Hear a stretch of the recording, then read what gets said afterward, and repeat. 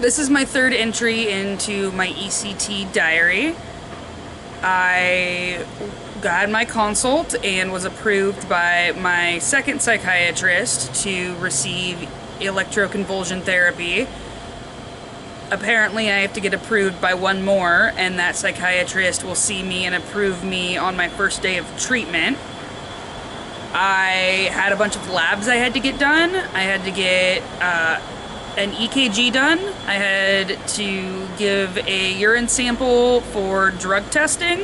Apparently you can't do drugs and get ECT. And like 5 vials of blood. So I got those done today. Hopefully I will hear from the ECT nurse team soon to get me put on the wait list. Apparently there's a 2 to 3 week wait list to receive ECT treatment. So it's gonna be another while before I hear anything about that. The consult with the doctor went really well. He assuaded a lot of my fears, a lot of them being memory and cognitive based. I was given a brief cognitive test that was pretty easy for me to pass. So I'm intrigued to see what it will look like after receiving treatment. Hopefully I get the same test score I did last time. And then we talked a lot about memory issues, and what the doctor said is that for the people that do experience memory issues, it's involving the first couple days around treatment. So when they do the first rounds of treatment, which are going to be 3 days a week for roughly 2 weeks, he said, I might be a little confused and disoriented around then. But other than that, all of my memory and cognitive ability should come back within a day or two of treatment. So that relieved a lot of my anxiety, because I was really worried that ECT would affect my memory, especially for more time around the ECT period. And I was also really worried that it would affect my cognitive ability. So according to some people, I can afford to lose a few more brain cells, and to some people I could afford to gain some. So just depends on who you ask. I'm kind of bummed that I have to wait another 2 to 3 weeks for treatment to even start. When ECT treatment was first brought up to me, it was brought up in early June. And then it took a month to see my first psychiatrist, who's my regular psychiatrist, to get approved to go on ECT.